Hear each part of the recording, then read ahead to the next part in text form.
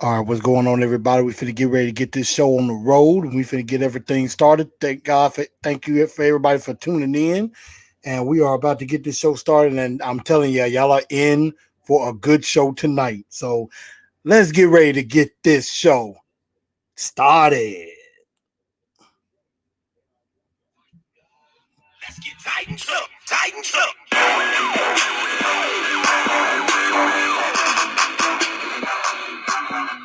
I've been scoping from the sideline, waiting for the right time to send the freshest team to scrimmage. So I'm busting y'all. Welcome to Nashville. We got this hit. Don't worry about it. We got this hit. Major City, so out your life. Don't worry about it. See, we got this hit. It's a brand new dance and it's about to go live. Tighten up, Nashville, rep the 615. First you tighten 2 steps, step to the right. Then you tighten 2 steps, step to the left. Blue jerseys everywhere, going crazy. Yeah, we got it all sticking out our chest. Beating on it like it's King Kong. Count that. It's about to get her up. Here come the train, y'all. Tennessee, tighten up. Let's get tightened up. Tighten up. Let's get tightened up. Sticking out my tip. You know it like it's King Kong. Sticking out my tip. You know it like it's King Kong. You tighten 2 steps to the right. Then you tighten 2 steps to the left. Sticking out my tip. You know it like it's King Kong. Sticking out my tip. You know it like it's King Kong. D-E-N-N-E. Looking left, E. Third down, come around, we about to shut it down. Good evening, Titan Nation. How is everybody doing today? Welcome into a brand new edition of Titans and Truth. As usual, I'm your man Chris, aka Blue Enforcer, and we have a very, very special and exciting show for you coming tonight. So make sure y'all first of all subscribe on Facebook if you haven't already to the TNT Blue Enforcers page. Also on Instagram at Titans_N_Truth and on Twitter at TNT Blue Enforcer. Make sure y'all go ahead and subscribe to that. We see we got quite a few people here in the building, and make sure y'all spread the word out, share the show out to everybody so we can get more in here. You know, we're trying to get at least 20 likes on the show, so y'all help it out and hit that like button. I see we got Zach, LGRW, we got Bhavin Patel, Titans Mafia, we got, I know, Chris Frazier, AZ Mick, I know they're up in here too. So I appreciate all of y'all being here with me tonight. Miss Margarita, how's it going? And without further ado, y'all saw him on the cover screen for the show as we get in. We have a very, very special guest coming on, and if you don't know him, you should. And if you hadn't heard of him, which I know a lot of you have, I mean, where have you been at? So, ladies and gentlemen, without further ado, I bring in to you he was the 19th pick in the 2007 NFL draft for the Tennessee Titans, representing the Longhorn state of Texas. My guy, the cupcake man himself, the one and only Mr. Michael Griffin in the building. Michael, thank you for joining the show, and thank you for joining Titans and Truth on this day. You're making it happen. Everybody came here to see you. Oh man, I'm just enjoying life, man. I'm blessed and just blessed to see another day, to be honest with you. You know what? You are absolutely right. I mean, you know, the Lord has blessed us indeed, and you know, definitely blessed you with a great career here in Tennessee. You know, with the Titans and everything. Of course, he was one of the big parts of this Titan defense and was a hard hitter. And believe me when I tell you that 33, everybody knows who 30 is on the other side of the line. And the first thing I wanted to kind of get to before we do get into some Titan news and get your thoughts on some things, how's life for you after football? So how are things going for you right now? Man, I love life, man. You know, I never knew all this stuff existed, you know, from childhood, 7 years old, all the way up to 33 years of age. I mean, all I did was eat, breathe, and sleep football. But now, you know, I got a wife, 3 kids. other hobbies and things I enjoy doing. Just there's just so much to life outside of the game of football that, you know, football kind of blinded you from that. So, you know, that was a chapter in my life, and it was a blessing to me. The Adams family and everything they did give me an opportunity. The Tennessee Titans organization, University of Texas, got a degree from there. But I mean, life now, I mean, I can't complain, man. I love it. I'm enjoying it. I'm comfortable. I can't complain, to be honest with you. Well, that is definitely a blessing. That is definitely a blessing, and we're just glad to have you on the show. And obviously, there's a lot of fans here. There's a lot of fans here just showing you so much love and everything. And I see my guy Zach Carpenter says 33. We got LGRW saying Michael Griffin. You were his favorite safety. You know, you were his favorite safety. He also remembers the pick six you had. The pick six that you had back in, I believe it was 2008, if I'm not mistaken. Pittsburgh Steelers, yep. Yes, sir. You definitely remember. And also, Zach, remembering you from the national championship game.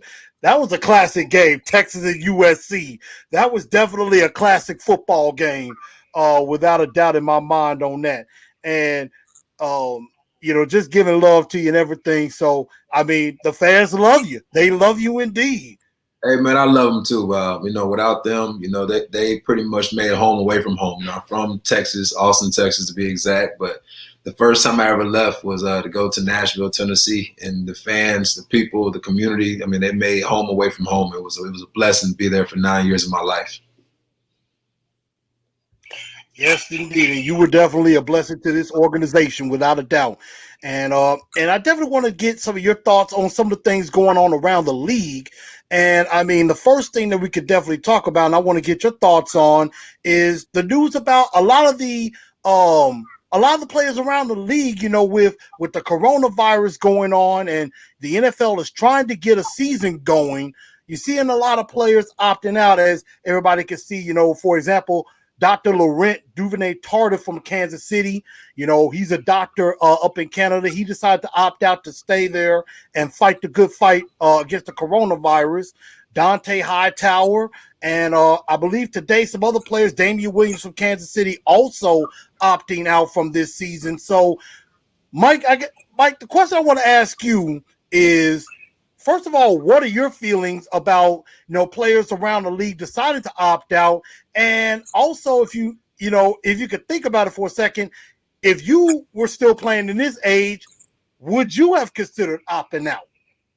You know, it's hard because I'm the outside out looking in. You know, I've been down that path of playing the game and understanding, you know, that short period of time to be able to play that game. And again, I like to say, and I know when fans look at it, you look at all the money and everything else that are being paid to these players, but at the same time, I had to attest to the fact that once I got done, you know, I felt like I was brainwashed. I was conditioned to be, you know, a barbarian. I was conditioned to, no matter what injuries you had, to go out there and put your body out there on the line for your team. I was conditioned that nothing existed except for football. You're not supposed to have feelings.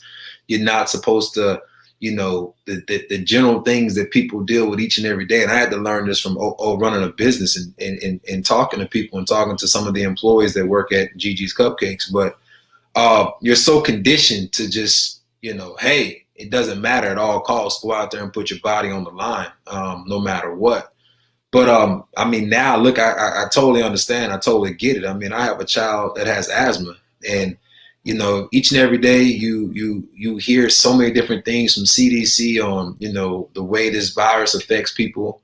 Then you hear that people are asymptomatic and don't show any signs and things, and it affects people differently. So when you don't have so much info when it comes to this virus, let alone, you know, you keep seeing these statistics and things of that nature. But even when you look at these statistics, if I'm traveling and I fly to Nashville, Tennessee, and I test there, I'm going to be a number added to Nashville. It's not going to be a number added to Austin, Texas, or Travis County, however you want to look at it. So again, these numbers are showing statistics in different areas and things of that nature, but it's not concrete details from here and there and here and there. So it's a scary thing, because again, you look at the percentage of how it affects people and people of deaf, but you never know when you may fall in that percentage. So you understand now that it's a game, but at the time I felt like it was a responsibility and it was a job. So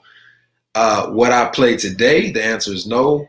Then young 22, 23, 24-year-old, I probably would have, just because of the mindset and the condition of, college football and being drafted, and understand that to become a pro and become a good player, or, to stay in this league, you had to be available. You had to play hurt and things of that nature. And I remember being told by coaches, are you injured or are you hurt? And there's a difference between injured and hurt. Hurt, you can still play. Injured, you can't play. And I remember hearing that from a coach. And so the one thing a coach also said was, you got to be available. It doesn't matter, you got to be available. You got to be able to play through different things. So that mindset, that condition, being told over and over and over again to be one of the best players, to be a great, you got to be able to be available all the time. I think I probably would have played, but now looking back, I probably wouldn't have played. So I understand people that has mixed feelings about a lot of things that are going on today in the football league. Yeah, and I definitely understand where you're coming from as well, because I mean, like yourself, I also, played high school football, and and the coaches always used to tell you, football is supposed to be the ultimate game of life, that, you're supposed to put, you got to give it all in there, and, like you said, always be available, because you never know when your number's going to get called. You never know when when something happens, you got to go in the game. So, I definitely understand exactly where you're coming from. And I understand where some of these other players are coming from, being concerned about, this coronavirus, because this is a very serious thing. And especially with, players like yourself, you got your kids, you got your family to think about, and you don't want nothing, you don't want to do something and then it ends up affecting them. Or, Exactly. And vice versa, God forbid. So I absolutely understand if some players decide to opt out and decide not to do that. And I definitely understand where you're coming from, saying that in this day and age, you would not play. And that's much respect, definitely on that. But also, with, and then you're touching on not just with the coronavirus, you got still CTE and those type of things going on. And I know a lot of parents now are like concerned about kids playing football and things like that, across the country, with fall sports probably going to be starting back up. So yeah, I mean, it's definitely a concern, and more power to you. I definitely understand where you're coming from when it comes to that. And I know you keep up with the team, because I remember a time where we actually met face to face, and and I know some other fans were talking about your love of pets, especially you're a dog lover, like a dog lover and everything. So my question to you is, I know you did an internship with the Tennessee Titans, doing coaching. Would you ever consider coaching full time? Not at all. They put in too many hours, man. Not at all. Not at all. Man, coaches live off of energy drinks, coffee, and God knows what else. But it's impossible, man. And I think it's crazy, because I remember just being in the meeting room, and there was things that I could see, because you play the game and you're like, okay, this is simple. He messed up on this. Go to the next play. Okay, he messed up on this. He messed up on this. But it was, they're trying to figure out how, why, what, when, and I'm like, dude, hold on. It's just, and we would literally sit there forever. I remember sitting there, like, we would sit there and watch one period for like ever. And I'm just like, dude, it's simple. The guard pull, but the fullback stayed. So the linebacker needs to go, but the safety needs to stay here. And it was like simple, because I've seen it so many times. But it's Man, listen, I'm telling, I can't do it. Couldn't do it. Couldn't do it. That's six. I That's say that 6 o'clock in the morning, and then you ain't leaving until 11, 12 o'clock, or sleeping in the. I'm not doing it. Not happening. Can't do it. I know that's right. I understand exactly where you're coming from, because what's funny about that, and we'll keep going in just a minute, not to get off on a tangent. I mean, I'm back here in Memphis, Tennessee, and I represent Whitehaven High School. Shout out to anybody in Memphis, the Whitehaven Tigers, and I talked to one of the coaches there who coached me, and I told him, I said, I thought about coaching, and anything, and maybe I come and help out the team, and we talked for a little bit, and I may consider doing that, but here you saying the long hours, I'm thinking I might need to reconsider my options on that one, so I might not do it. It was crazy because I was actually there doing the intern coaching, and then it was like, would you want to do this full time? Then I got a call from Longhorn Network. Hey, do you want to do broadcasting and cover the games? I'm like, cool, I'm out. I gotta go. Hey, this is easy. Just watch film and be ready to talk about it during the game, and then that's simple. I mean, but again, it's man, I can't do it. You know what? I probably would have done the exact same thing. I would have did that and not thought twice about it. So I understand that. But speaking of, what's going on in football, we got, of course, training camps are starting to begin around the league. Veterans have reported in, everybody, and of course we're talking about Corey Davis being on the physically unable to perform list, Jayon Brown, our first round draft pick Isaiah Wilson on the reserve COVID-19 list. Not saying that he had tested positive for COVID-19. He may have been around someone who is dealing with COVID-19, and they're trying to keep it under wraps. And then also, of course, you think it was the girl? You think it was the girlfriend that was sitting on his lap when the mama told her to get up during the draft? I don't know. That's a good question. I don't know. Was that the COVID he was dealing with? Hey, you know what? COVID was around at that time, so we don't know who it could have been. This might have been the best draft I've seen, man. It was some entertaining draft going on. Some stuff. It was. It was very interesting. I mean, Coach Vrabel. His mama told her to get up, and she said, sure did. I see. Sure did. Doing too much. That's probably what's going on. The girlfriend ain't letting them come to camp. I know that's right. And then another draft pick. I'm sorry, y'all, we're going off on a tangent, but this is just too funny. And then I cannot remember one of the other players. It might have been Henry Ruggs, who got drafted by the Raiders. It looked like he was in a bathrobe sitting with some girls and stuff like that. I don't know if that was family. He was just sitting back chilling like, I got it all. Best one was CD Lamb. CD Lamb girlfriend or whatever she was grabbed that phone. He said, give me that. What you doing? Mind your business. Hey, there it is. Absolutely.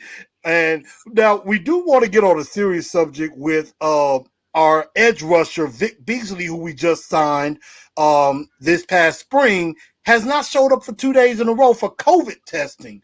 And so,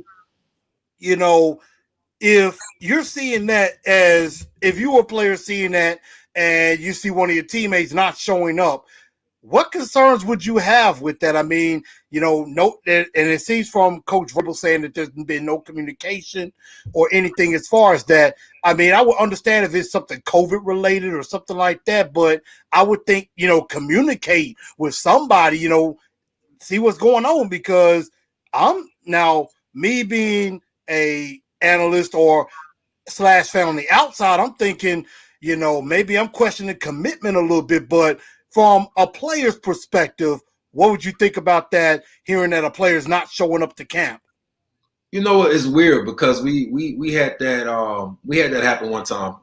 A young man, he was a undrafted free agent, wide receiver, and very close to Jared Cook.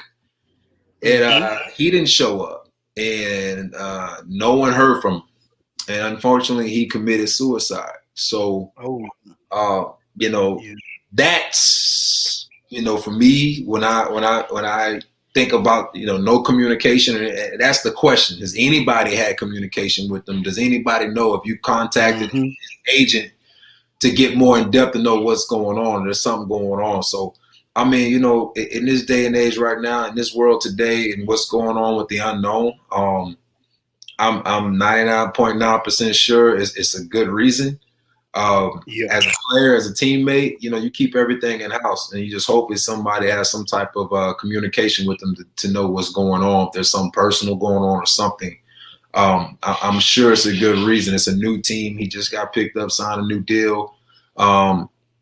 He's supposed to, have some big shoes to fill coming in, and definitely will have a lot of playing time, and especially the way this defense is designed. So I would definitely try to figure out just if I can just get in contact with him first and foremost before you just start making assumptions and you start saying is this a bad look or, what type of character player he is. We haven't heard anything about this young man since he's been in the league, since he's been drafted. So definitely would not, hang that over his head right now. The first thing is foremost is just, hey, let's get in some contact with him to verify that everything is okay, because, you never know what people are going through, especially right now with everything going on in this world today.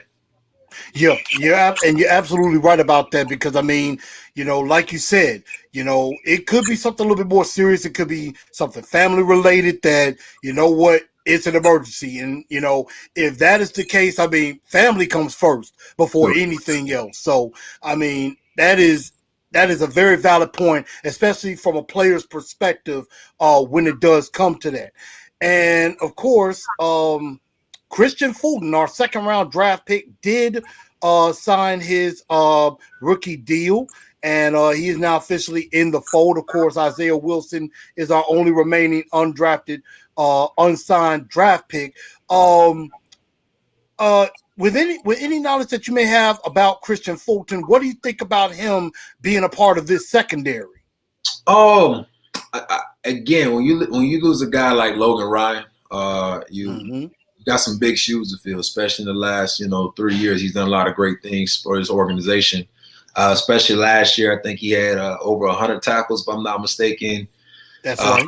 4 sacks, 4 caused fumbles, and 4 interceptions, and some key touchdowns, things of that nature. He did a lot of great things, and he was like a Swiss Army knife, a guy that I remember when I was there at the time. Jonathan Cyprian got hurt, and they were trying to figure out, who would be that next up safety, and he was a guy that around. He could play safety, he can play nickel. He can play corner. If you need him to play the linebacker position, he understood that. He was a very smart key player. You bring a guy like Jonathan Joseph, who I have a lot of respect for. He was a guy who took me on my rookie visit when I came down to Cincinnati. So me and him became very close back in 2007. Very good player, very instinctive player. A guy that can cover, that knows the defense, knows the philosophy. So, you don't lose. And he's a veteran. He's an older guy that I think I'll be on year 14. I think he's on year 15 or something like that in that nature. So he's an older veteran guy that's in the locker room. And I think that's positive. When you look at the other corner position with a Dory Jackson, you look at a guy that, that still is a young guy that still needs a little bit of motivation, or a guy that somebody can look up to that plays the same position, that can talk to him, that's done this for a long period of time. So that's great for Fulton, and that's great for Dory Jackson. So, again, he's a second-round pick, so he's a guy that's going to have to get out there very quickly. Got to watch him versus, of course, University of Texas. That's quote-unquote argue of DBU, and both of them gave up 500 yards passing. So I told both teams, y'all need to just watch that this year and let's try it again. But, again, he's a guy that I think he's been trained with Ryan Clark, and that's a guy that has a lot of defensive backs around the league that he trains. So I think he's going to be a guy that comes in, that's ready to play, technique sound, understand how to be a pro, being around Ryan Clark for the last couple of months. And, again, he has some shoes to fill, but, again, I think he's a guy that can be plugged in right there and play right away. And I just really think when you look at the AFC South, I really think the Titans really have nothing to worry about when it comes to the South. Oh, I like the way you're thinking about that. I mean, and I definitely agree. And also, shout out to Logan Ryan, by the way, of course, making the NFL Top 100 list at number 60. So congratulations to him making that list. Crazy that he's still out there as a free agent right now. Definitely want somebody to pick him up, and who knows? Maybe he ends up back here with us. Maybe for another year, we'll definitely see about that. And and I mean, you're hearing it from a great DB himself, and knows a lot about the cornerback position, which I like that secondary. And I mean, I like our secondary against the rest of the AFC South indeed. And I think, it's wide open. I think the Titans can take this division without a doubt. They have their chance. I really feel like they could take it, but let alone the Super Bowl path, I think will literally have to go through. If I really had to guess and think, I would think it either has to go through Tennessee or it has to go through Kansas City. That was the only two teams I really, when you look at it, where it'd have to go through. It'd be out of those two teams. And I agree, and I like that a lot. Now, of course, I throw Baltimore in there at times, and I've always said I throw Baltimore. Baltimore's there, but when I look at their team and I watched it, and just watching the game last year, the game plan of understanding Lamar Jackson and not letting him, go north and south, but to make him go east and west. If you looked at guys in the past like Chris Johnson, those were guys you want them to keep trying to bounce outside. And and you want him to beat you with his arm. When you look at their receiving core, they got Hollywood Brown. They just drafted Dever Duvernay. They live and die by the tight end position. They just picked up another running back in the draft. But again, in their division, I mean, I think they're going to be, they got a strong defense. But in their division, on their division, I think, people are going to start picking up and they're going to start figuring out how to tame Lamar. Just tame him. I'm not saying stop him, but tame him. And try to make him use his arm. He does have a good arm or whatever. His accuracy, it's a little bit off. You guys, he has to get there. But again, he's still a dynamic player. And I want to take that against him. But I think, that first year, starts out. Second year, you kind of surprise people. The third year, people start trying to pick up on your tendencies. And it's each and every year. So I think with Tannehill at the helm, he's always been a good quarterback. We all know him. I played against him. He beat Tennessee Titans with mediocre, supporting cast. That he did. And we know if you give him protection, which you got guys like Taylor Lewan and all those guys up front, you give him protection, he can do some damage. You look at the wide receiver position. I mean, Corey Davis, he has all the tools. I just need to get that I don't know, the Nate Washington out of him, the dog out of him to be the player. I agree. A.J. Brown, I mean, he's a young, to me, people look at Julio Jones. To me, he's the closest thing. I'm trying to think. He's just a different breed. He's a different breed. To me, he's like a dog. He's like a Terrell Owens to me. Big body receiver. He's a dog. But he's got the dog in him. The modern day Terrell Owens to me. He can take something short into something long, hard to tackle, big physical receiver. Yeah. He should have made the top 100 list if his former teammate from Ole Miss made it. I mean, he's a 1,000-yard receiver who didn't get as many opportunities that everybody else got across the league.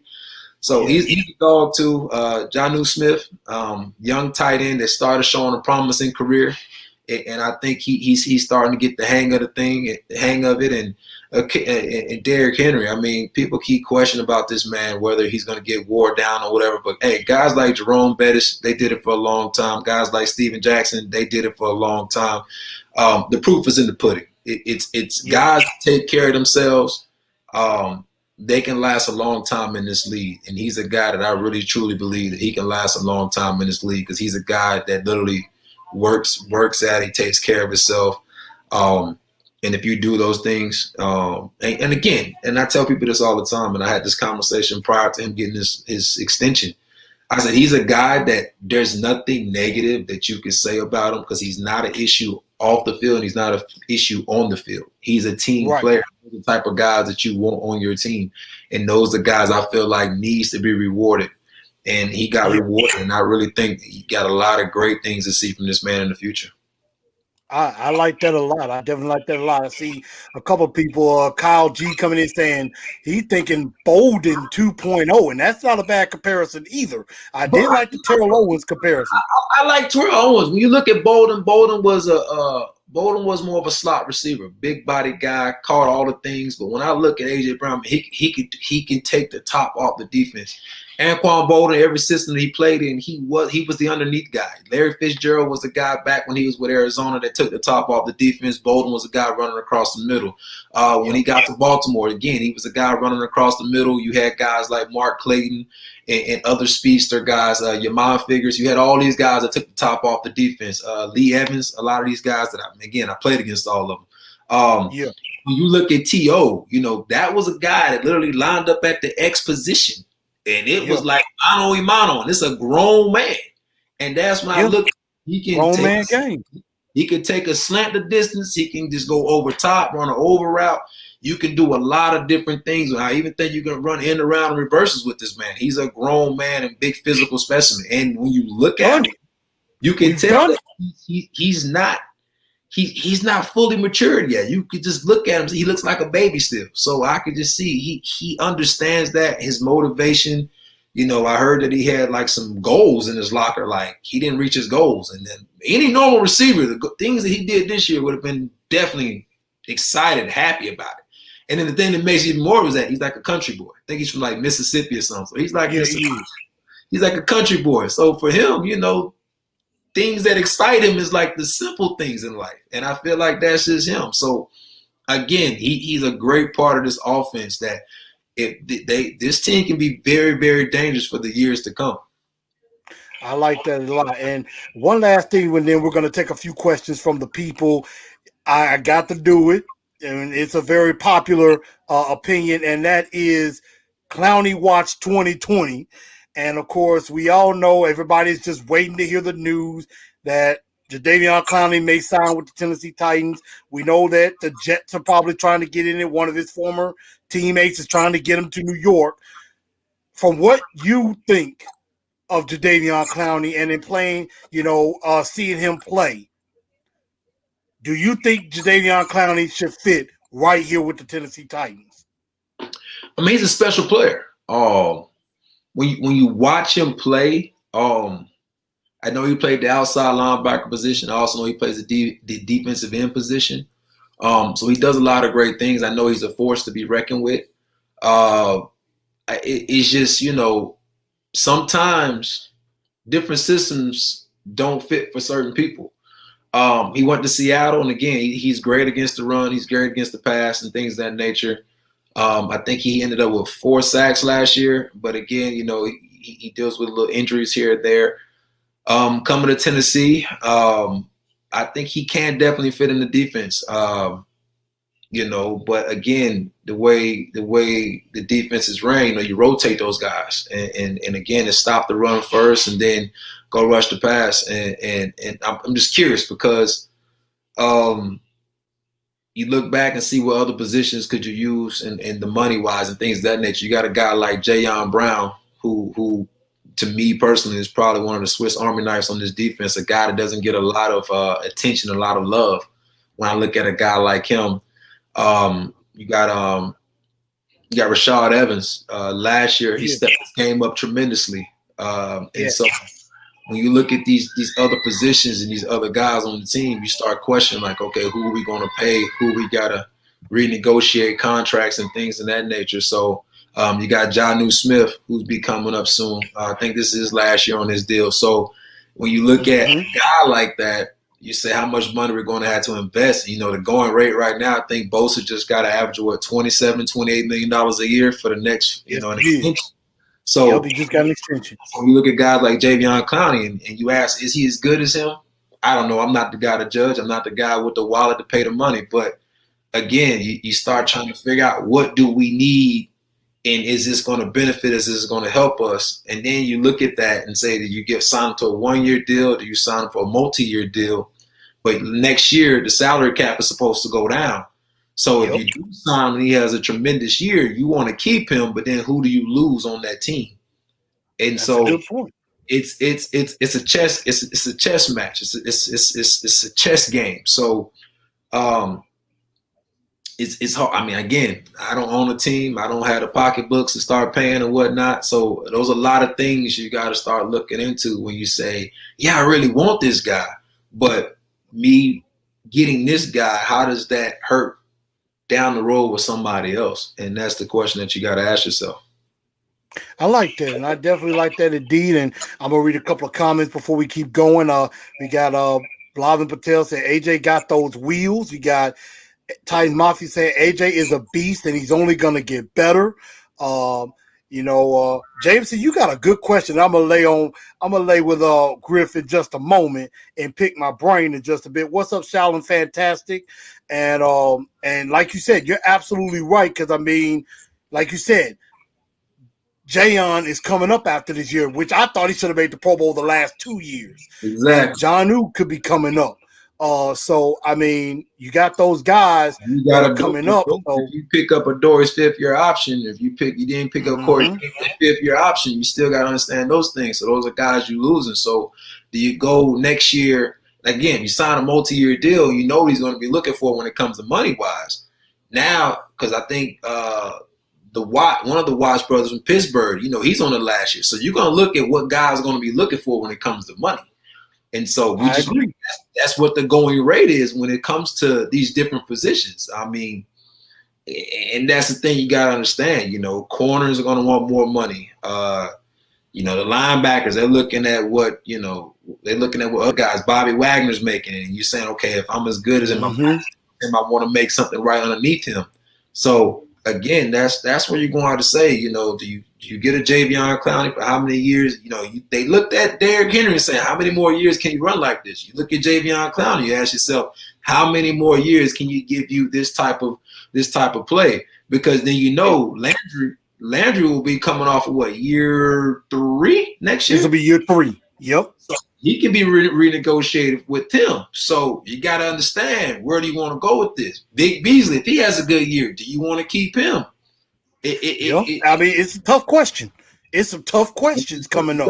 Then Rashad Evans is going on year 3. Do you extend him after this year? Or do you just pick up his 5th-year option, let him play year 4? So you got to look at all these different scenarios and things of that nature. And you know what? I like where your mind was going, as far as you're looking at it as, yes, we do want to keep all of these guys, but at the same time, it's a business decision. You got to, like you said, it's a chess game. You got to know how to strategically move your pieces. And that's something that I think J-Rob has been very good at over the years of, you're picking up players that you need to pick up, then you stash the money away and save it for next year, which right now the Titans have about $24 million in cap space. And so, of course, also we have a backup quarterback situation that we might be looking at. So we do have to look at those things with that. So he cut me. He did a great job. He did do that. He did. First day on the job, Griff, need you some offers. What's up? You got to get out of here. Bye. Then he picked up Kevin Byard. He does a great job, man. Listen, I tell people all the time, hey, you want to know your best pick, your best decision you ever did, J-Rob? You say, what's up?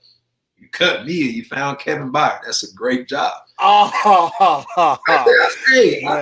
a business. It's a business.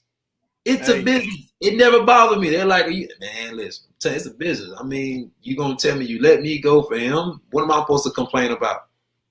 Hey, man, more blessings to y'all. Hey, it is what it is. I ain't tripping. I love KB. KB know I love him. He know I love him. I respect you so much for that. I mean, understanding that. I mean, because I'll be perfectly honest. If I'm getting cut by somebody, I'm gonna be mad for a little while. I'm gonna be like, hey, the thing is, I'm gonna tell you, and it's funny. Quick story. Anybody doesn't know how it went down, I'm gonna tell this quick story. And I know I said I had a little bit of time, but I got a lot of time right now. I just like talking. But it was a day. It was after Cam Newton got beat with Carolina versus Broncos. Yeah. Shout out to my dog Jarrell Casey. Wish you well. So he asked me to come in. Came in there. He was like, "Hey Griff, just want you to know, we're gonna go a different direction. We're releasing you." But I called one of the other coaches on my way there, and I was like, hey, what's going on? Why they calling me on day off? He's like, hey, they came into the defensive meeting room. It was going over stuff, and J-Rob and them popped their head in there and was like, hey, we're going to release Griff. Dick LeBeau was like, why? Hold on, what's going on? He's supposed to be, he knows the defense. He's like the coach on the field. They're like, yeah, well, you better figure it out. Let Denora Cersei or somebody figure that out. All right, so I pull up in my truck. I go in, tell Haas and them, hey, listen, clean my locker out. My car's still outside running. Just throw my stuff in the car. They're like, what? Just throw everything in my locker, in my car. Walk into the room. He goes in there. J-Rob was like, hey, Griff, you know, I think you're great. I said, listen, J-Rob, listen, at all due respect, I don't know you. You don't know me. It would be more respectful if you just let me go rather than just telling me a whole bunch of just nonsense, because I know how this is going to go. I've seen Hard Knocks many a times. I've been in the same locker for 9 years, and I heard everybody come tell me the same thing. Hey, they said they're going to bring me back, put me on practice squad. Hey, bro, deuce, you ain't coming back. They tell everybody the same thing. We got 9 practice squad spots, and they didn't told we went from 90 people to 53. Everybody can't be put on practice squad. So they told you the same way they told everybody else. So I knew my day was going to come. It just happened. Thank God it didn't happen in front of everybody. Cool. So I told you, listen, hey, all due respect, just let me go. Just let me go. And, you know, it's cool. So I remember the little security guys that follow me, and they're like, hey, we need your playbook. I was like, hey, you know we ain't made the playoffs since 2008. What playbook you think we got in February? And they were like, oh. I'm like, yeah, like, y'all want to escort me out the building now? I get it. Cool, whatever. So I remember going in the training room, telling all the trainers, appreciate everything, sat there, chilled for a little bit, jumped in the car, was gone. Get home. I guess it was on 105 The Zone, local radio station in Nashville. The guy, UPS guy, come knocking on my door. I'm like, what's up? He goes, man, I knew you'd be home. Just heard on the radio they cut you. I'm like, wow. Way to start the day off. Appreciate it, man. Man, I mean, giving us an inside look at what's going on. See, y'all are hearing this. Y'all seeing how it works on the inside. Hey, you know, hey, can you come to my office? When they ask you to come to the office, you just know it's time to go bye-bye. It's the same way you see on Hard Knocks, that's what it really happens. Hey, can you come to my office? Come on in there. And they going to tell you everything you want to hear. Thank God, J-Rob. Hey, appreciate you. Appreciate you when I said, can you just let me go? Because there ain't no point telling me a bunch of nonsense. I respect you a lot more. And we cool. Every time I see him, we speak. And again, you know, when I retired, he was there. We talked or whatever. Everything is cool. So, again, I have no hard feelings. I always understood it was a business. And one day my time was going to come. Thank God it was after 9 years being with the organization. But I seen some people that was there for a week, 2 weeks, 3 weeks, training camp, 1 year, 2 years. But, again, to be able to make it 9 years, that's a blessing. You would be selfish to be upset, if you know what I mean. I can understand that. I can definitely understand that. And we're gonna go. And since you got the gift of gab, you're loving to talk, and everybody is saying you need to be doing TV. You need to be doing TV for real, like NFL Network. Oh man, I got my dog Manny Acho. He do that for us. He represents Texas on that. He represents Texas. I'm enjoying that. Absolutely. So let's go into Pick My Brain right quick. And we're going to get some questions in from the people because obviously they want to hear from you. They don't want to talk to me. They want to talk to Griff. So we're going to go ahead and go into that. And I mean, this, you know, Tennessee Titans Weekly, What's Up? Great podcast, by the way. Y'all make sure y'all check that out. And first of all, there was a good question that came up on Facebook, one of the Facebook peeps. It says, what was your favorite year, game, or moment that you had with the Tennessee Titans? Favorite year is probably 2008. Of course, we went 13-3. Favorite game? Favorite game would probably be, man, whew. There's a lot of them to think about. It's a lot. It's a lot, but you know, it's.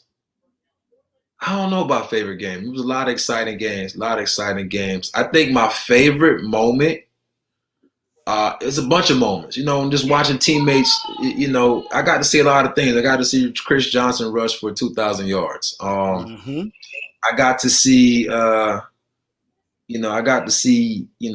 players like Alteron Vernon make some great plays that revert that. I feel like we wasted the play in the Hall of Fame game, but again, the little fake punt that we ran and I remember that. Yeah, the fake punt. My man's claim to fame. He never got to play no more after that. But listen, he got a touchdown. I hope he kept the ball and all and tell everybody. I mean, that's right. There was a lot of great moments, a lot of things like that. So, just watching other people on my team. But I would have to say probably my favorite moment we played Jacksonville Jaguars, right? And they put me out on the hands team. Now, they don't do hands team. And I fell on the ball wrong. They tell you don't just go flat on the ball. I went flat on the ball. Ball squirted out. They recovered it. And Sammy Hill blocked the field goal. We ended up winning the game. I was like, whew, thank God. That might have been my favorite moment because it was like we just lost the game because I just missed the onside kick. So I think that might have been my favorite moment because somebody else made a great play but saved my butt. Trust me, that was going to be great social media is and many names I got called, Michael, Griffin, and everything else. Hey, I love all y'all. I know all y'all remember those names.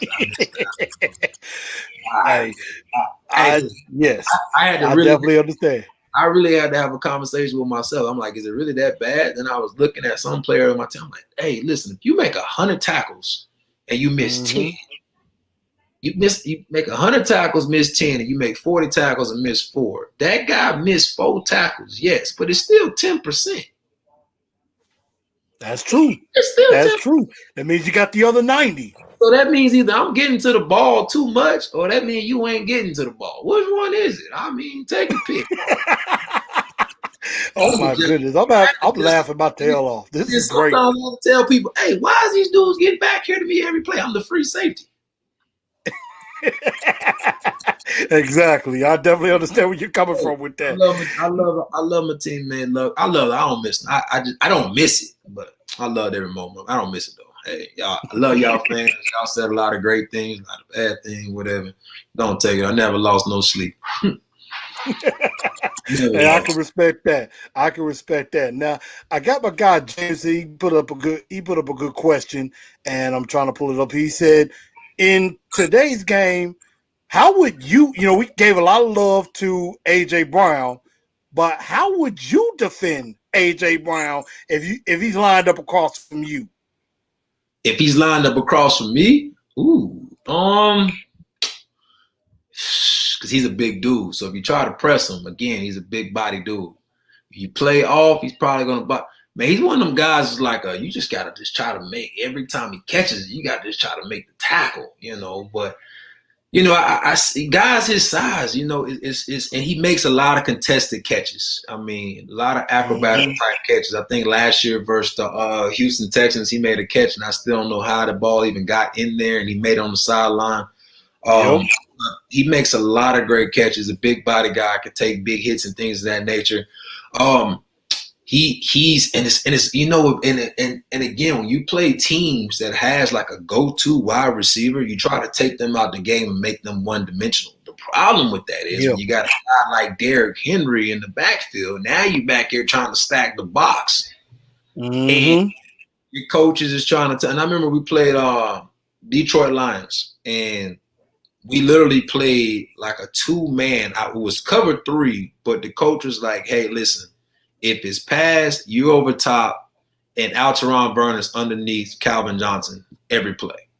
And he was playing the X. So the whole first half, we took him out the game. And he was like, if they run the ball, you just got to make an open field tackle against the running back every time. But they're not going to beat us running. So the plan was working great.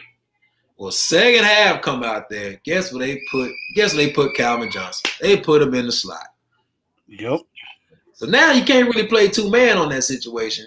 So now he had a field day the second half, and I just remember like one time I thought I had an interception and I was trying to catch it, and somehow this dude was on top of my head catching the ball, landing on top of me. And I'm just like, dude, this guy's just catch radius is just ridiculous. So It is. He's and the thing is when you look at AJ Brown, that was just his rookie year. He just got his feet. He's just going to get better. And I agree.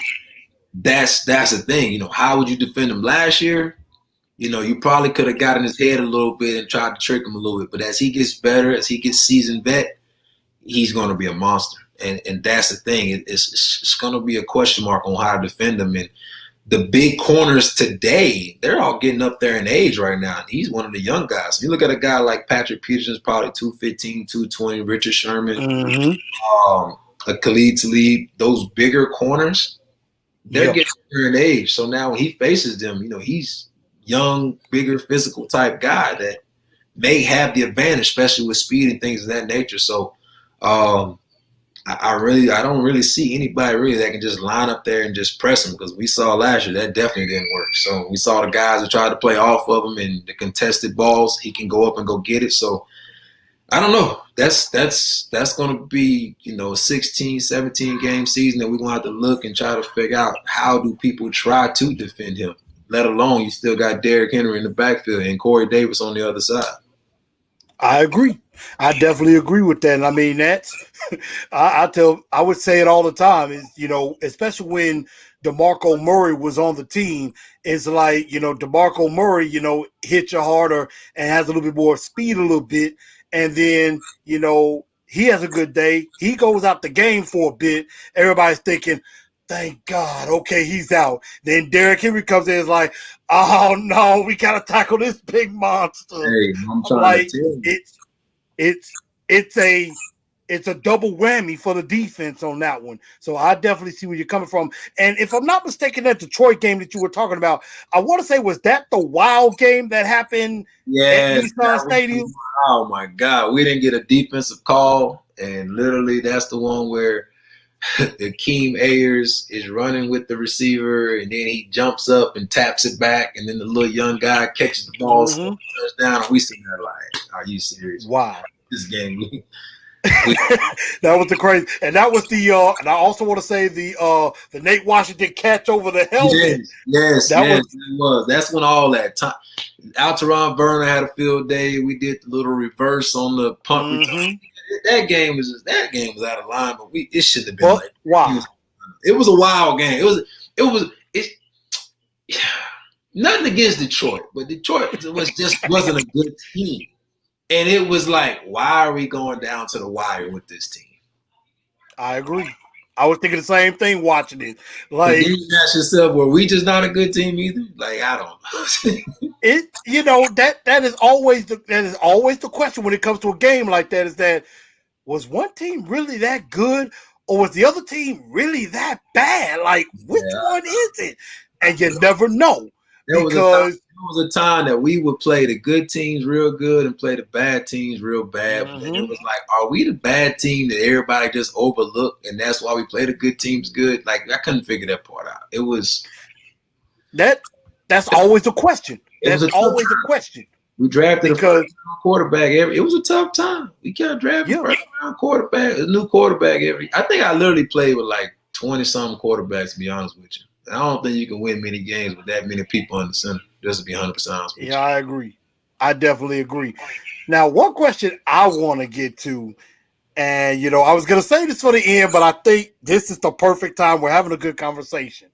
So you go into business with fellow former Tennessee Titan and Longhorn, Mr. Brian Orakpo. Orakpo, definitely missed that guy.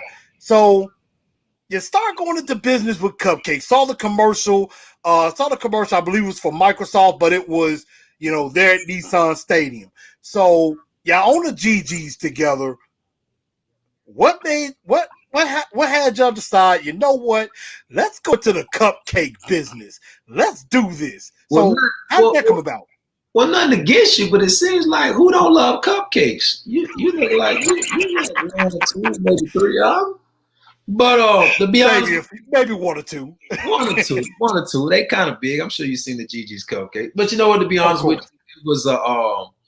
it was a learned business. It was a small investment. It was a franchise. Of course, Nashville was like a second home to both of us, and Austin and Nashville are very similar. If you ever been to Austin and been to Nashville, you can see the similarities.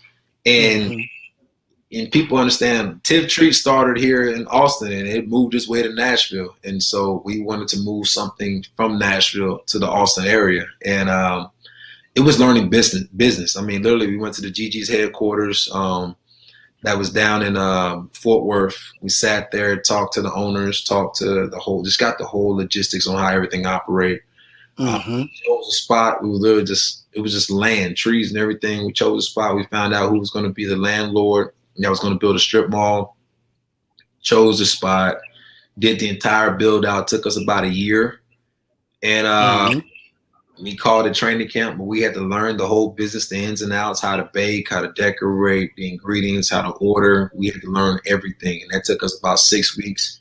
We opened our store up and we've been up and running ever since. And then literally being open for probably about a little bit over a year.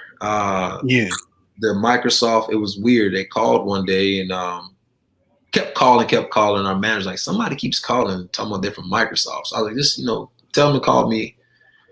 They called me, and then another guy that Brian Arakpo knew contacted him, was like, hey, Microsoft's trying to shoot a commercial. I'm like, well, listen, somebody keeps calling the store from Microsoft. So we figured it all out, did the logistics, shot it after the game over in London. The Titans, unfortunately, lost to San Diego Chargers. But again, my guy Phillip, he made a great play on the ball. He's from Texas, so I can't be mad at him.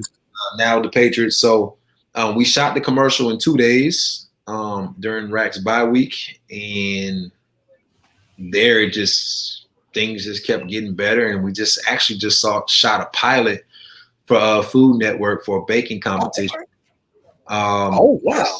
Another business opportunity that may come through. I don't want to talk too much about it right now. It's in talks. We just had our first conversation. So we just got a lot of different things going on. So again, when you say, I wish I knew all of this back when I was playing, I definitely would have got a head start and a jump on this and things of that nature. But again, that was the reason why I learned in business and now just becoming businessmen and just being able to still make money off the field and still live a very comfortable life. I definitely agree with that. And I mean, I think the same thing when, doing something like this and, having, like yourself and some other people that have been on. I just think to myself, it's like, man, if I had thought about this 5 or 10 years ago, I would have been something major. So, definitely shout outs, to GG's Cupcakes, to yourself, to Rack. And I mean, I've been seeing it and I wish you nothing but many, many, many years of great success on that. And I mean, shoot, I'm gonna have to hit y'all up for some cupcakes. I mean, I'm gonna have to do that. So definitely. But I mean, some other people are commenting. Of course, AZ Mick, what's going on, Mr. Titan? He said Titans are classy, which they are. We have one right here with us, and Titans Torch comes in with a question. He says, I know this is gonna be a tough one. Who is your favorite teammate of all time? Favorite teammate of all time.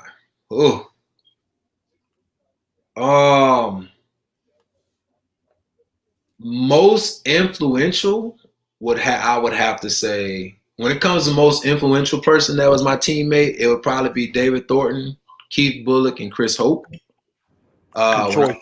Those three, when I first got to Tennessee, I made an effort I literally bought a house, 2 houses next door to Chris Hope, just so I can learn how to study film and learn how to become a pro with him. Keith Bullock just kept it so real all the time, and just his demeanor and just how to just, be a pro, watching him, things he'd done. He was a great player. It was funny. The first day of training camp, I sat in the seat and everybody was like, you're in Keith Bullock's seat. And I'm like, you talking about the big linebacker dude? They're like, he walks in, he was like, hey, look, I'm gonna let you pass because you're on defense first time. And then David Thornton, again, he was a guy that was very spiritual, but at the same time, a great football player, a great athlete, a great teammate, a guy that you can literally go with to for any issues that you may have. But guys I still talk to this day, very, very, very close to. You got Ronaldo Hill. Still talk to Cortland, Chris Hope. I think me and Jason McCourty played together the longest, so we were very, very close, tight-knit when it came to being in that defensive back room. And there's a lot of other guys I still talk to. Stephen Tulloch, of course, Brian Rackpo, Wesley Williard, those guys. But again, I mean, my favorite teammate is hard because it was a lot of great guys that I really, really, really enjoyed playing alongside, and guys that still to this day we still talk and keep up with one another. Absolutely. And I mean, you brought up some great names, and, I'm going to be talking about Jason McCourty a little bit later in the show. And, both of y'all being in the same draft class and everything. So, I mean, I just think both of y'all were staples as far as cornerbacks with this football team. I'm going to get you out of here on two more questions, and these are a couple of good short ones. King Isaac comes in and says, who is the best quarterback you ever faced, in your opinion? Best quarterback? Because,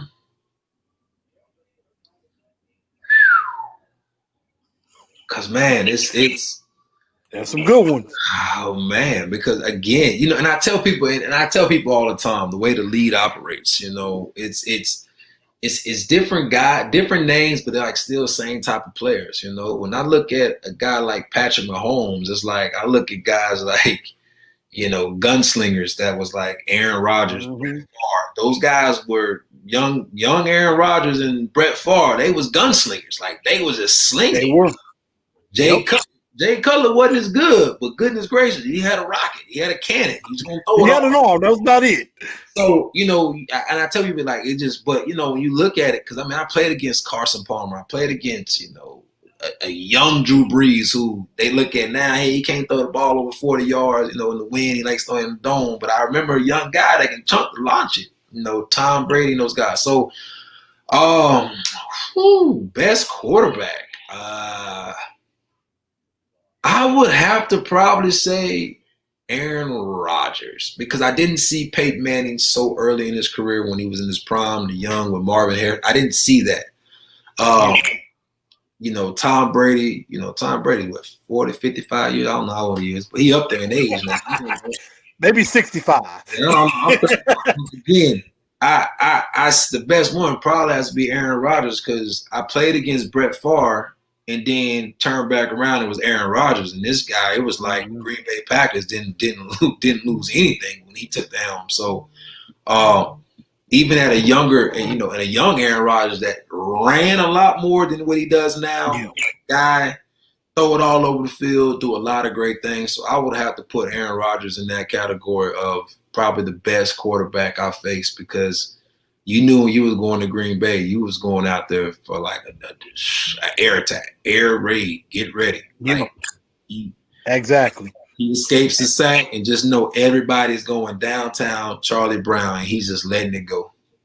Yeah, I mean, you're absolutely right. And that's an excellent choice. I mean, Aaron Rodgers is one of the all-time greats. I mean, you go back and look at that offense. You had a Jermichael Finley. You had Donald Driver.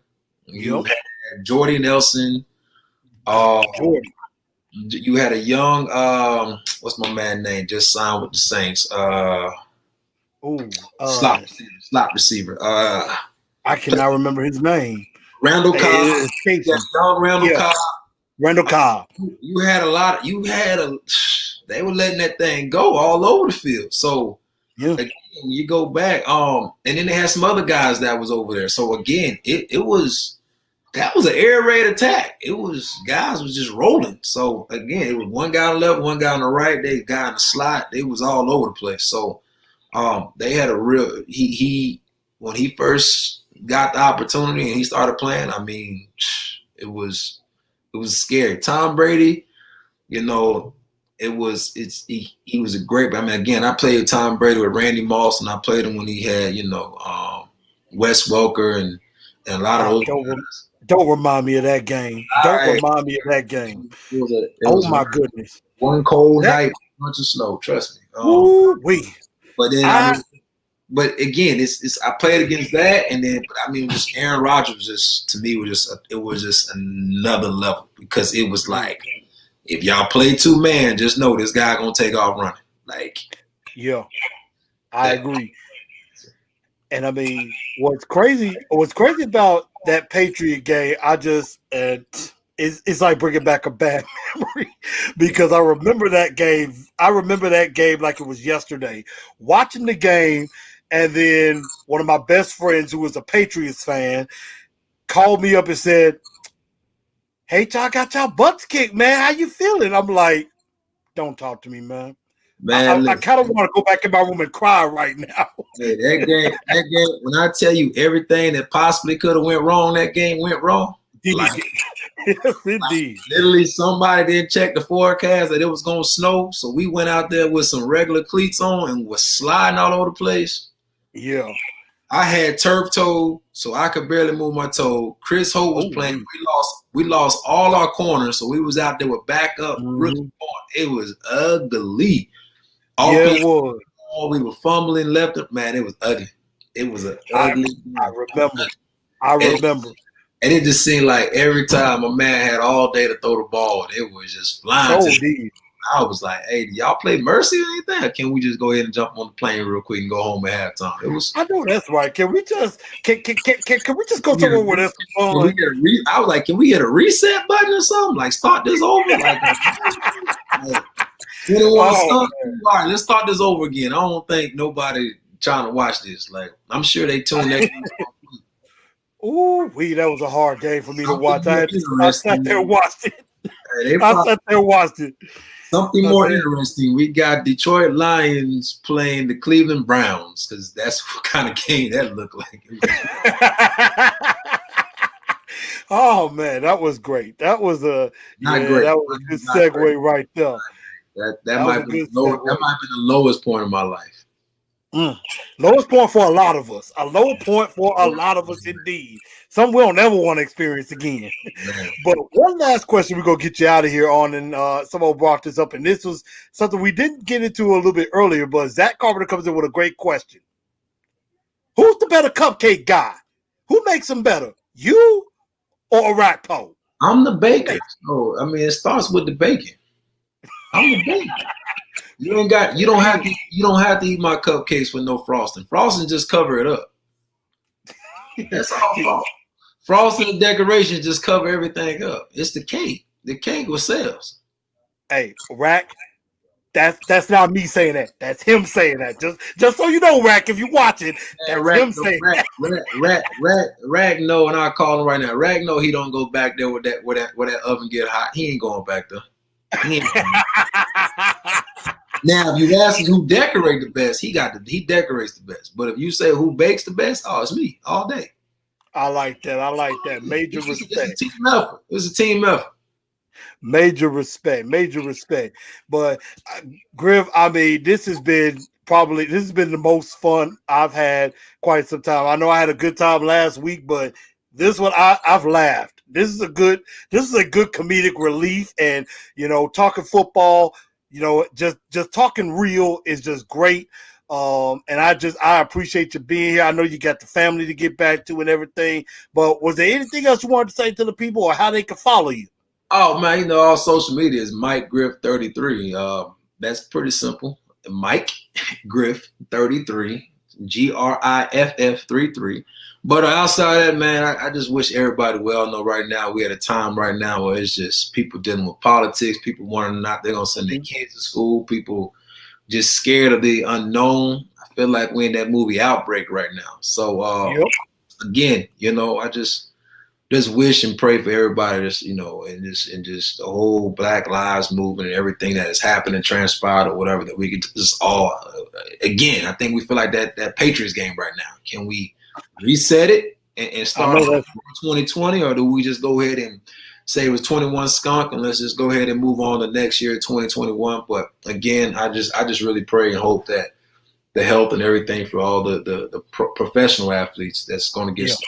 I know it's entertainment. I know everybody's looking forward towards it, but again, these are still young men. These are still people of our communities. These are still people of the United States of America that are going out there and putting their bodies on the line, but at the same time putting their health on the line to entertain each and every one of us. So again, just wish we can just get over this hump. The last 2 years, 3 years, we've been trying to get over a hump with, just police brutality, all lives matter, Black Lives Matter, just somehow, some way we can all just come together. We don't have to agree on everything, but we can definitely compromise and come to one accord to just say, you know what, let's stop looking at everything as an I, and let's look at everything as us and we, and put everything at a team effort with everything, what benefits the team and each and every one of us. So it's a tough time right now, but I just pray each and every one of us, and y'all probably can hear the kids right now, they're getting a little loud. I knew something was going on. But again, I just wishing everybody peace, man, peace. Because I'm going to have to get some peace to these kids in a little bit. Peace. Yes, right, I definitely understand. that. And Mike, Griff, I appreciate you so much for being here with us. And y'all make sure y'all go follow this guy. Make sure y'all follow. And y'all go back and take a look at some of the great highlights that Griff has put on for us over the years. And again, I wish you and your family to stay safe. And I thank you for doing this. I definitely don't want you to be a stranger. And, we're going to have to do this again, because we're going to have to laugh it up again and have us a good time and talk some more shop in the near future, definitely. Just let me know. I ain't got no job. So, Except Longhorn Network. Longhorn Network. Making money. They probably. It's only on Saturdays. I got a 1 day job. Listen, I got to work 14 weeks a year. That's awesome. Hey, 14 weeks and you make money off of that? 14, I'll take that. 14, I'll be up. 14, that's it. 14 long days, but I get paid to watch a game. It's awesome. I can't even. Hey, it's beautiful. I'm gonna watch a beautiful play. I'm gonna watch it for free anyway. Hey, one thing, man. So I did coach one time last night. I did coach. I had an all girls flag football team. We played against boys and stuff. Oof. We had 4 boys on the team and 7 girls, all soccer players. Went to the little Super Bowl, got second place, man. Made me upset. They figured us out. They figured out we could not. They figured they lined everybody up on the line of scrimmage and was just blitzing us from every right. We just kept handing it off to all our girls, and they was just outrun everybody. They just said, blitz them. Every play, just blitz them. They not going to throw. We couldn't throw. Nobody could throw. Dang. We lost the game, but we won the battle. Because when I tell you my girls started tackling at the end, they just thought, hey, forget the flags. Just tackle. We don't care. Just tackle. They're going to remember this team when it's all said and done. So, I know that's right. I know that's right. It was but awesome. Man, that was. If they want to check it out though, hey, they go to my IG. They can see some of the highlight plays, man. I had some girls ask some highlight plays. We pretty impressive. You might have a future with that. So definitely. I mean, it's I9. Give a little to the kids. Oh yeah, I9. We practice 1 hour before the game. That's much coaching. 1 hour. That's all they need. They be like practice. 1 hour. We played on Sunday, so I had a team parent on the sideline that had to tell me what the score, what the Titan game was the whole time we were playing. So I'm like, designated. Exactly. Yeah. So. Exactly. I appreciate that, man. But Griff, I appreciate you. I'm gonna let you get to the kids.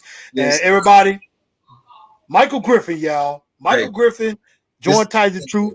It works. Here we this go. This way, that way. It comes back. It's gonna show the exact opposite way that I did it. So. Whatever. I don't know. Exactly. But man, thank you so much, man. I'll let you. Appreciate it. I'll let you. I appreciate it. Thank you, man. Bye. Thank you.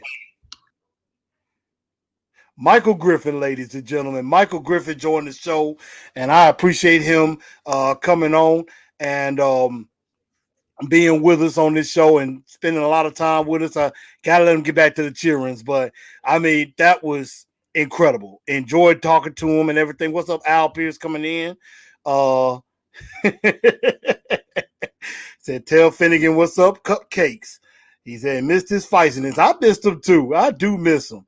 But, yeah, we're going to go right quick into the last part of the show. We're going to go with the high-low, and we're going to talk about round 6 draft picks since 2000. And, of course, he mentioned one that he played with, and we'll talk about him in just a bit.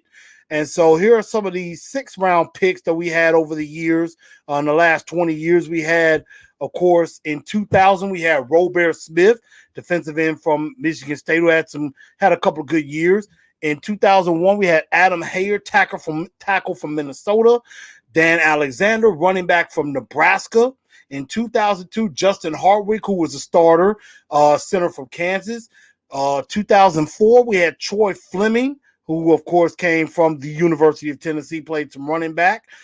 2005, one of Griff's former Texas buddies, Bo Scaife, from Texas. In 2006, we had Jonathan Orr, wide receiver from Wisconsin. In 2007, Ryan Smith, defensive back from Florida. And also in 2007, we had Jacob Ford, defensive end from Central Arkansas, who played a couple of years. And Joe Falani, wide receiver from Texas Tech. In 2009, the year that Griff was drafted, we had Dominique Edison, wide receiver from Stephen F. Austin. And, of course, in 2009, probably the best 6th-round pick we've ever had, in Jason McCourty, defensive back from Rutgers. And from 2010, well, another guy that was probably a great pick, Dr. Myron Rolle, defensive back from Florida State, of course. He never played in an NFL game. He went on to Oxford University in England and is now in the medical field, of course, one of our medical doctors helping to fight COVID-19. So shout out to Dr. Myron Rolle. In 2010, we had Rusty Smith, quarterback from Florida Atlantic. Of course, we all remember that bad game he played against the Houston Texans when he could have just thrown it to Randy Moss and might have been all right. Also, we got in 2011, we had tackle Byron Stingley, who played a little bit from Louisville. 2012, Markel Martin, defensive back from Oklahoma State. In 2013, Khalid Wooten, defensive back from Nevada. In 2014, the Mets show was born. Zach Mettenberger, quarterback from LSU. In 2015, you had Andy Galick, center from Boston College, and DeAndre Mount, outside linebacker from Louisville, who did play a little bit in the XFL recently. In 2016, we had Sebastian Tretola, offensive lineman from Arkansas, who got into a little bit of trouble. 2017, you had Corey Levin, offensive lineman from UT Chat. Of course, shout out to Corey Levin. He's my starting center on Madden right now, doing his thing. In 2018, we had former quarterback Luke Falk, who we traded to Miami, and now I believe is out of the league. And in 2019, of course, we had David Long, linebacker from West Virginia, who did play very well in that playoff game against Baltimore.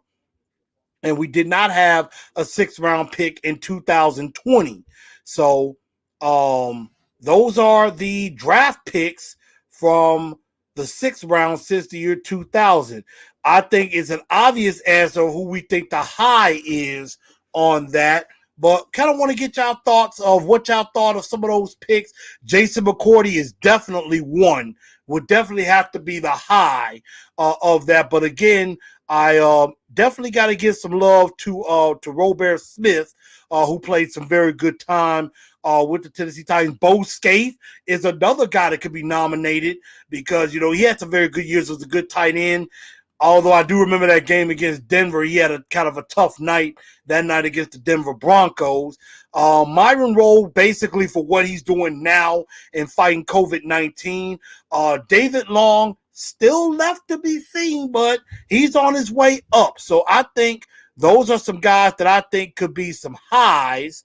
As far as lows, of course, you got to think Zach Mettenberger could be a low. He struggled. Luke Falk, definitely a low. Rusty Smith, low for quarterbacks in the 6th round for the Tennessee Titans, definitely. Sebastian Tretola could be another. Got into some trouble, I believe, at Honky Tonks, and, he ended up being off the team from that. So definitely a low.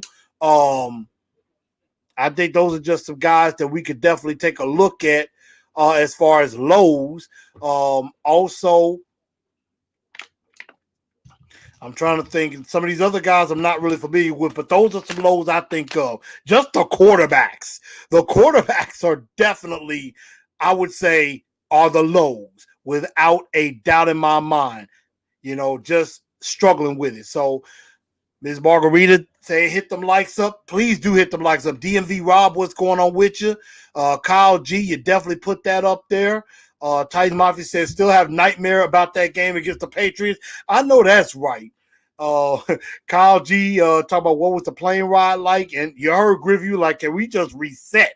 Could we just reset? So, I mean, yeah, I had nightmares over that game. I wanted to cry like a baby after that game. I didn't want to talk to nobody.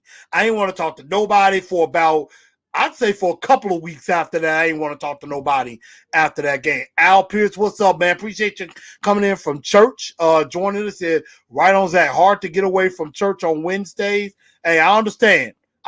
Praise the Lord. You got to take care of the Lord's business first. So I understand that without a doubt. But those are just a couple of mine highs and lows as far as that. But to the end, let's say it is that time of the month, at the end of the month, where we just got to tell some people to shut your pie hole. And usually I don't get political on this show, but I put this message out 2 nights ago, and I kind of want to reiterate what I'm saying. And what I'm saying to everybody is this. As Griff mentioned, we're in some crazy times right now in this world. With the Black Lives Matter movement, with police brutality and the injustice of that, with what's going on with the coronavirus, and the fact that we lack leadership. We are truly lacking leadership at the top. And right now in this time, you got to go vote, y'all. Please go out there and exercise your right to vote, especially to my African-American brothers and sisters, to everybody out there. I don't care if you're black, white, Latino, Asian, Native American. I don't care what color, creed that you come from. Exercise your right to vote. We're not going to all agree on the same things, but like Griff said earlier, we have got to come together. We have got to come together as a nation because we are so divided right now that it doesn't make any sense. And with that being said, I know some people may not like who I'm about to say shut my pie hole to, but it's got to be said to a couple of versions. First, to the President of the United States, Donald Trump, shut your pie hole. Come on, let the medical people help do their job. Let them do their job and help and try to protect people. They're telling you to put on masks. And that's exactly what we need to do. That's exactly what all of us need to do. I understand there are some people who say they can't breathe in their mask and things like that. I sometimes struggle with that too. But you know what? I'm going to put my mask on. I'm going to put my mask on and do what I'm supposed to do. And if I have the blessing of going to Titan game, I'm going to put this on. Shout out to Azul Grande for those masks, by the way. So I know this going to probably rub some people the wrong way, but I don't mean no disrespect to anybody, but to President Donald Trump. Shut your pie hole. You acting like you know what's going on when you really don't. Come on, man. Be a leader for once. Step up. And I know there are people that don't want to wear masks and things like that. And if you're not caring about what's going on in the world with this coronavirus, if you're not caring about that, you got to shut your pie hole too. This coronavirus is real, y'all. It is real. It is taking lives. As I said, close to 150,000 people in this country have already died from that, have already died from this virus. We are nearly carrying close to between 25 and 28% of the world's cases. Nearly over a quarter of the world's cases right here in the United States. We got to get it together, y'all. We got to be better. Other countries are kind of starting to slow it down. We got to do the same. So we got to get better as a nation. And we got to do this together. It is up to us. It is up to me. It is up to all of y'all. We got to do this right. So again, I don't try to offend anybody. If I do, I apologize. That is not what I mean to do. This is just me spewing my opinion. This is Chris Newell talking to you. This is not any reflection of Titans and Truth. This is just me talking. Get it together, y'all. Go vote. Go out and vote. It is your right. It is your privilege to do that. Because, you know, people like myself didn't have that right a long time ago. Well, I had the right ever since I was born, you know, when I got to 18. But I'm talking people like me who came before me years and years ago did not have that right to vote and fought for that right to vote. And you got to remember, ladies, this definitely concerns y'all because, ladies, there was a time where men could vote, but women could not. So remember that too. So again, Mr. Titan, I appreciate that. But to all of those who just are not doing what they're supposed to do with coronavirus, shut your piehole and put your mask on. Do what you're supposed to do, and let's flatten this curve. But other than that, y'all, that's all I have for this show tonight. I want to give major thanks to my guy, Michael Griffin, for coming on the show and for being with us. I mean, I know he talked about only doing about maybe 30, 35 minutes, and he went about an hour with me, and I appreciate him doing that, just keeping it real, keeping it 100, and just giving a great show. So thank you to Michael Griffin for coming on. I appreciate it. Shout out to Gigi's Cupcakes in Austin, Texas. And so, everybody, I appreciate y'all. I appreciate everything that y'all do. And I would like to say one thing.